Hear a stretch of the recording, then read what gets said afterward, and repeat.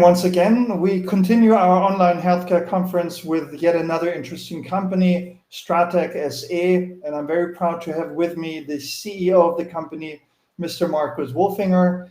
He will share some insights on the company with us, and I'm sure many of you know the story already. Stratec designs and manufactures fully automated analyzer systems in the field of clinical diagnostics and life sciences. Furthermore, it offers complex consumables for diagnostics and medical applications. We do cover the company, and I will provide you with a link to our research in the chat box in a minute. As usual, we will record this meeting.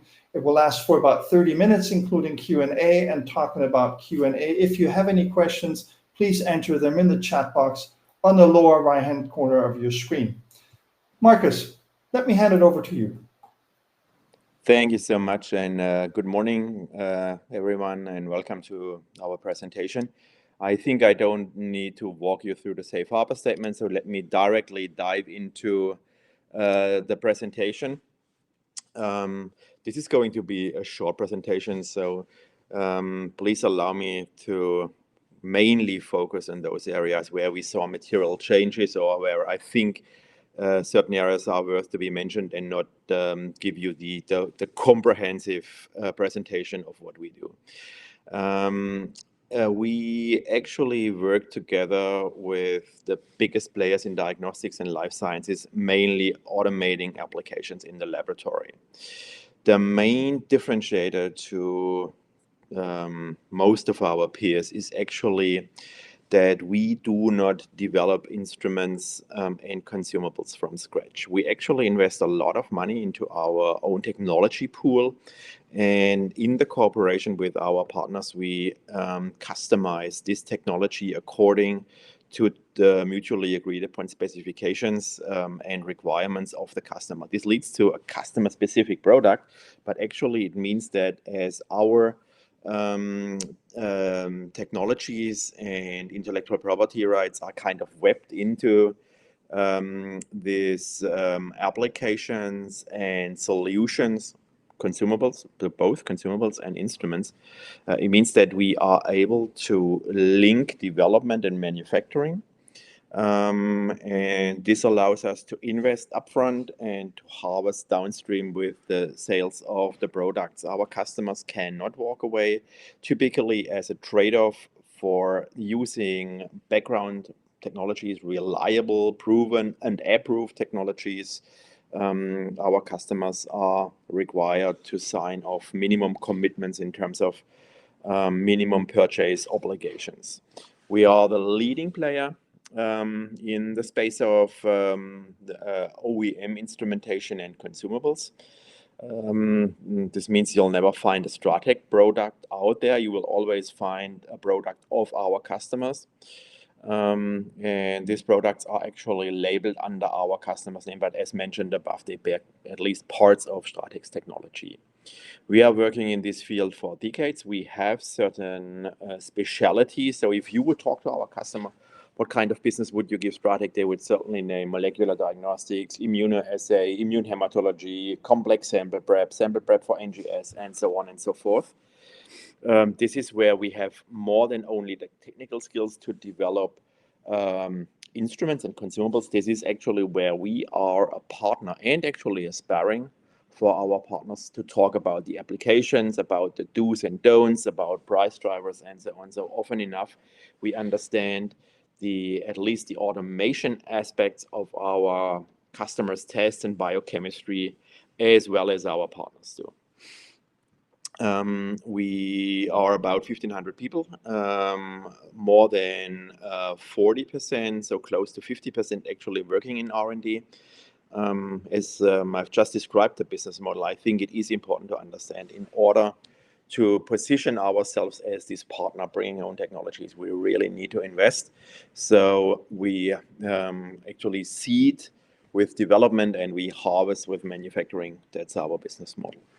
We are headquartered in Europe. Main manufacturing site is actually in Switzerland, as well as in Germany. We do low-level manufacturing, so from parts upstream, like this includes PCBAs or motors, down to pumps, then complex readers or centrifuges, full integration in analyzer systems. We do that in Hungary, and our main consumable manufacturing site is in Austria. We do all the above in the United States as well, where our focus is definitely on consumables and customer service. At this moment in time, and I think this makes us unique, we have about 50,000 analyzer systems running out there, which means over the past, say, 5 to 10 years, we sold about 50,000 analyzer systems, which are still working. So if we sell an analyzer in year 1, this analyzer will be operational in year 5, 6, 7, 8, until it's getting decommissioned by our partners. But as long as these instruments are operational, they consume not only the consumables, in most of the cases the biochemistry coming from our partners, but they consume our plastic consumable, our maintenance parts, and our spares, which represents more than 40% of our revenues and is actually recurring revenue. 50,000 analyzer systems, that's really a big number. So this is actually a number. If you would talk to a company like a Roche or Siemens, they would actually mention the same order of magnitude, certainly their instruments, and therefore generating their revenues. In our case, it's only generating our revenues. These 50,000 analyzer systems are generating revenues of 3 to 5 billion euros for our partners. And here you can see kind of the split. Sorry. If we sell an instrument, these instruments generate downstream revenues for our partners with the tests. Typically in a split that we contribute to about average 10-15% to downstream value generation, and our partners generate 85 to 90% with their biochemistry. And this gives you that ratio of, with our the 250-300 million euros in revenues, with those instruments, our partners generate between $3 and $5 billion in revenues using those instruments. The company went public in 1998. Since then, we have a compound annual growth rate, top line of 13%, and similar CAGR growth rates on the income side as well. Split in 2024, which was entirely uncommon and unprecedented, is that this was the first year in the company's history where instruments, so the analyzer systems, haven't been the biggest revenue block. In 2024, it was only 32%, whereas service parts and consumables comprised out of 43%. This is, and forgive me for this wording, this is actually still attributable to the COVID hangover. We have actually outpaced the market during COVID-19, particularly with our molecular instruments. And this led to a certain degree of saturation, and we are still working down it. We typically name 5 franchises we are working in, molecular being one of them, and with the PCR instruments sold during COVID-19, there are still certain overcapacities. Worked down, these instruments are getting life cycle and aged. But again, we are not yet there where we see run rates in sales with molecular instruments as we have seen like in 2019. We see the inventory levels of our customers. We see the age of the instruments. So this actually keeping these instruments in the field is a means to an end. However, in 2024, sales of instruments was partly compromised by the still very low sales volumes coming from molecular instruments. This will turn back.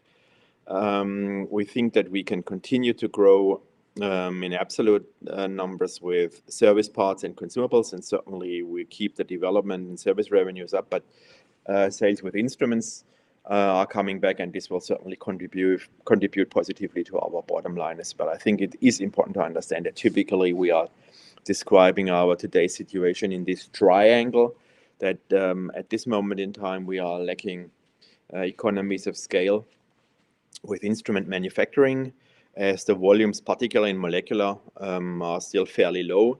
The second corner of this triangle is that at this moment in time, we are still suffering high input prices as compared to the initial design of the instrument. So long story short, we are buying more expensively than planned.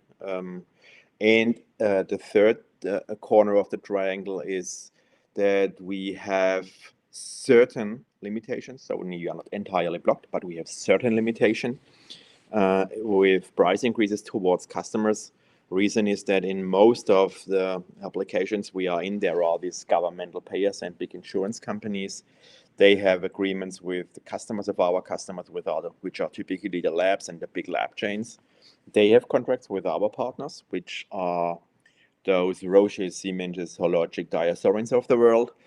And so they have long-term contracts with us, so we can ask for price increases, but it requires certain negotiations, and nobody's actually fond of getting price increases in. So we have that triangle, lack of economies of scale at this moment in time. We are working on our BOM costs heavily. We have already seen structural improvements there, and we are working with price increases with our customer. All those three things are happening at the same moment in time, and we are actually expecting a big relief in the future coming from this triangle and sorting out the issues coming from that triangle. I talked a lot about the relevant contribution.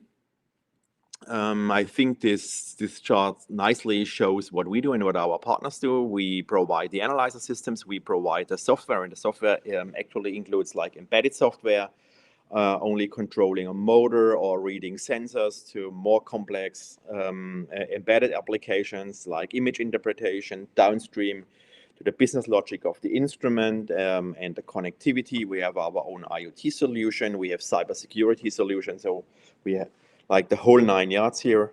With instruments, we do everything, including connectivity to track systems, hardware-wise, and connectivity software-wise. In some of the cases, the plastic consumables are already coming from our partners, particularly the legacy consumables where there are predecessor instruments. Often enough, there are predecessor consumables. We are using that as well. We focus more on those areas where consumables are getting more complex, like particularly to drive specificity and sensitivity of the test. So all new diagnostics and life science applications are going that direction.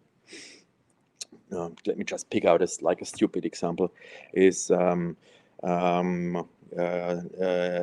we are focusing more, and actually the industry does, in neurodegenerative diseases, I think it's well understood that higher sensitivities are required. That's why some of our partners are developing the next generation of the high sensitivity immunoassays, which requires entirely new instrumentation, and we are well established in this area. So the tragedy of neurodegenerative diseases and new therapies available means a lot of new diagnostics, and this is one of the areas where we are certainly focusing together with our partners. At the bottom, you see the typical product life cycle. So depending on the application and if we have platforms available or if we start the customizing process of our technology from scratch, it requires us 2 to 4 years to get a prototype and evaluation unit into the hands of our customers. Then typically approval phase and integration phase, where our partners and we are actually in a combined approach integrating our customers' assay and the consumables on the instrument, like another 2 years until the instruments are hitting the markets in certain markets. Then a very steep ramp-up phase where the sales of the instruments is put on like a wider approach worldwide, full menu on the instrument available. And then the initial maturity phase where growth rates are shrinking, but we establish a fleet, an install base, and then typically like in year 12 to 15, we see peak sales, and from then on, lower numbers of instruments are placed, but still we have a very attractive business with spare parts and maintenance parts, because even if no new instruments are sold, till the entire sunsetting of the instrument, typically these instruments are living in the laboratory for like 5 to 7 years longer, where we continue to sell the parts running on the instrument. Revenue split, As mentioned, molecular, particularly more complex immune diagnostics and hematology and immune hematology are our core applications. I'm typically describing it very much oversimplifying. We don't want to be the first one in the market with spearhead technology where it takes like a decade to establish technologies, but we want to be like the second or third. So the innovators, we go for spearhead technologies, but not the really first one. This is where, like the way how we innovate, the way how we are putting technology, this is where we feel placed very, very well. As mentioned, looking into where the money is made, the majority obviously covered by our customers, which own the customer relationship towards the lab. From a value proposition, they benefit most. We feel very comfortable because this helps us to develop our technology and sell the same technology to a number of partners. Not the same instrument, but the same technology. As mentioned, we have this strong recurring revenue base with, in 2024, 43% coming from consumables and maintenance parts. Install base grew nicely over the past years, as mentioned. This is actually the driver and the engine of this recurring revenue sales. Touching base on our customer base, this is the top 20 in diagnostics. These are not not a comprehensive list of all of our partners, but as diagnostics is certainly our biggest market, it's worth talking about that. The number of customers, those ones indicated in dark blue are our today's customers. Those ones in gray, not customers yet. It's assorted by their revenues with their end customers and their market position. So like led by Roche, I think it is important to clearly mention that although we are working with 16 out of the top 20, looks like a horribly saturated market, but actually it isn't. Like certainly we have some customers on that list where we are doing 5 programs out of 7 available. But on the other hand, there are some customers where we are only doing 1 program out of 40. So way to go, and still enough room to grow with those partners. We typically split in 3 major segments. The biggest one typically entertaining their own forces in order to develop instruments. Here we are typically doing the niche products still being big enough for us to feel fairly comfortable. Then further downstream, we often enough do the core products. And then on the right-hand side, we put some of the innovators in customers where we believe they might make their way into the top 20 themselves, or they will work with partners, putting them on a new sales level and sales platform. And that's what's actually happening. So it's not only going for the really big ones, it's going for the innovation leading companies as well. Sales over the past years, I'm sure in our industry, you saw a lot of plots where our peers are comparing their 2018 and 2019 sales with their 2024 sales, just to eliminate those years with nice tailwinds coming from COVID-19. We typically look into these revenues as well. We feel relatively comfortable with our growth rates. We foresee growth in 2025. So if you just put a straight line through 18, 19, and 2024, you see those extraordinary high sales years in COVID-19 and normalization thereafter. Now getting back into this growth rate. Again, the cooperation and the business model with our partners allowed us to get through this troublesome times fairly robust and resilient. If you see revenue declines in our peer groups, it looks way more devastating than here.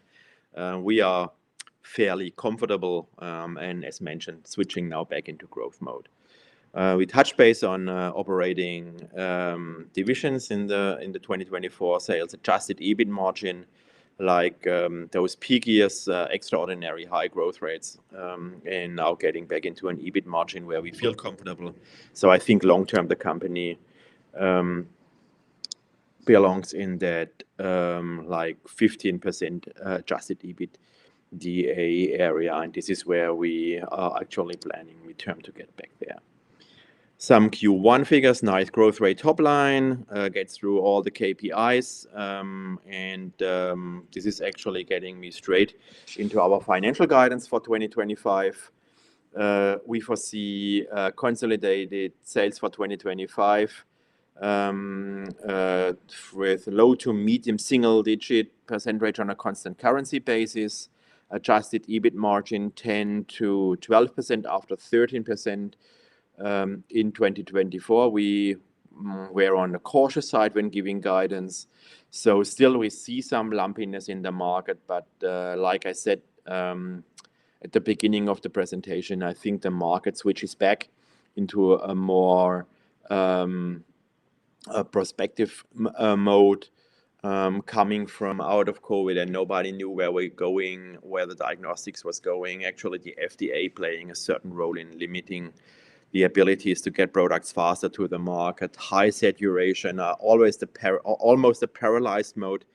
When we were at JP Morgan at the beginning of the year, everybody mentioned that Q4 was the first quarter where growth rates got back into that mode, which has been seen in 2019, ex-COVID, after COVID, with declining growth rates or even negative growth.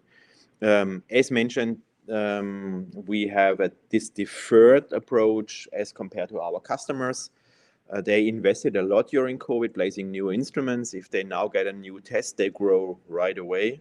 They put a new test on such an instrument, but still the capacity is out there. The capacity is worked down. Market is growing, putting more instruments, more tests on this existing capacities, and that gets us downstream to more investment, and this mode is actually coming back.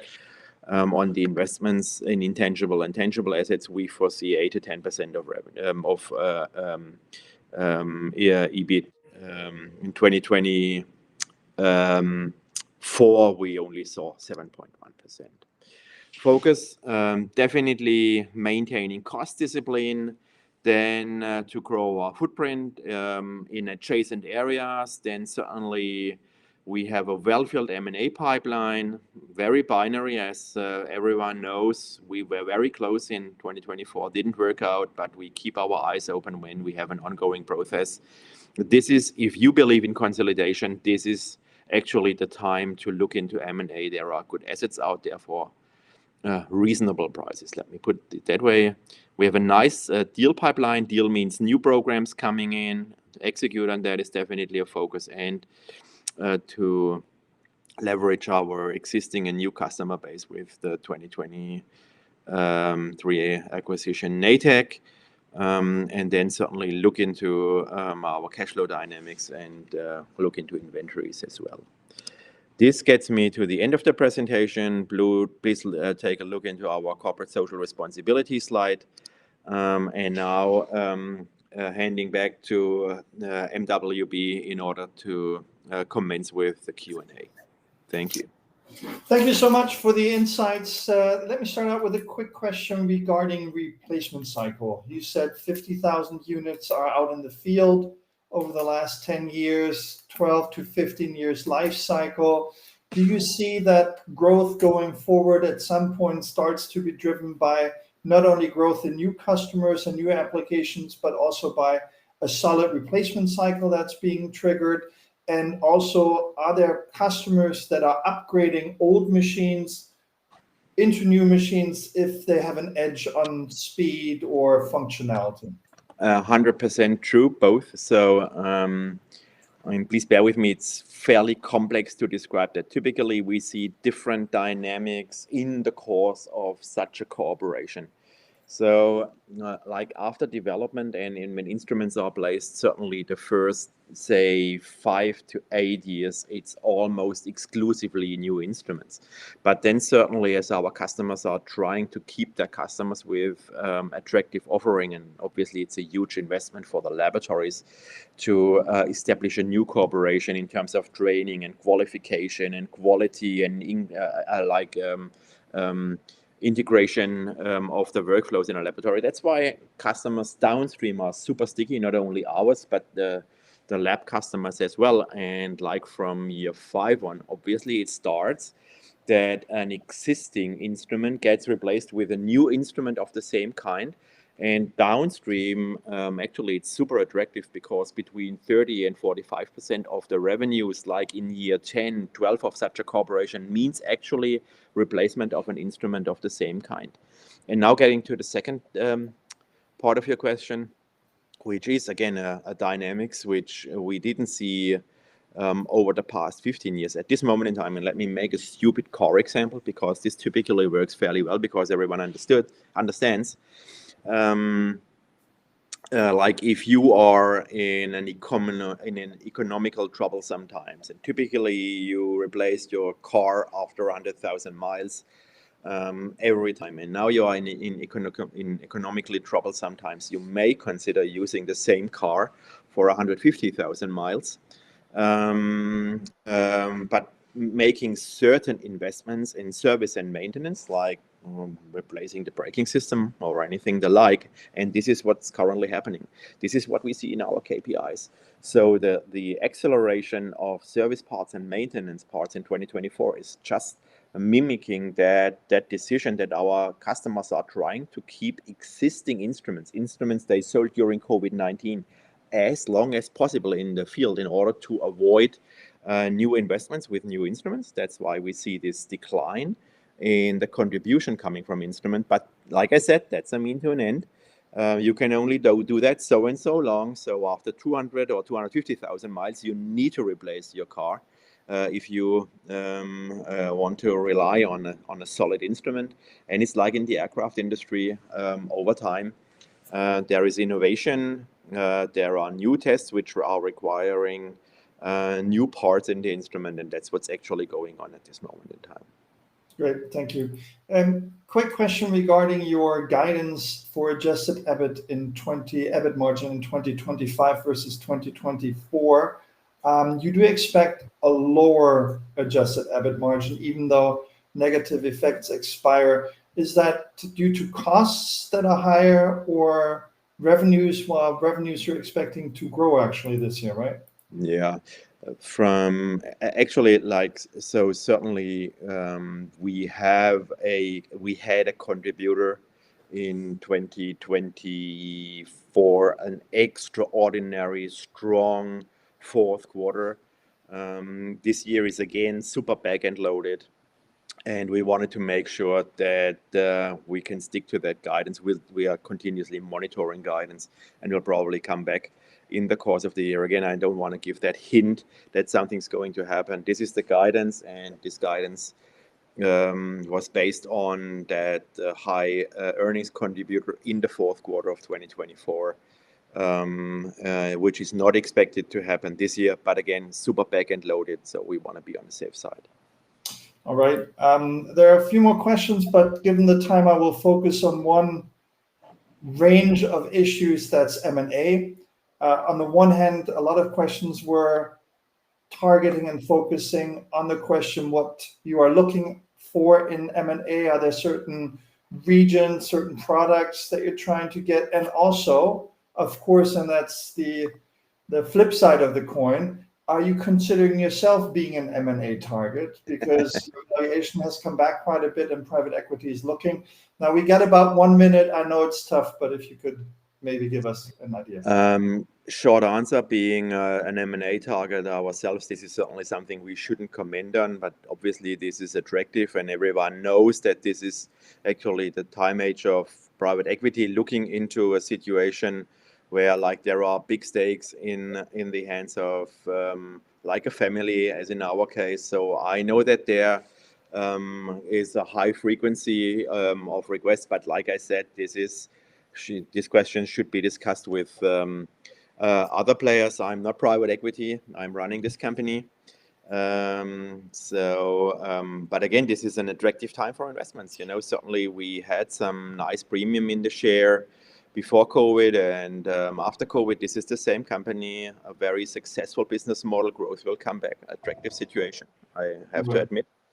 Looking into M&A, this, like I said, there are super attractive targets in the market which haven't been in the market for the past, say, 10 years. If you believe in consolidation, and I believe in consolidation, then this is the time age of looking into M&A. Reasonable prices, good targets.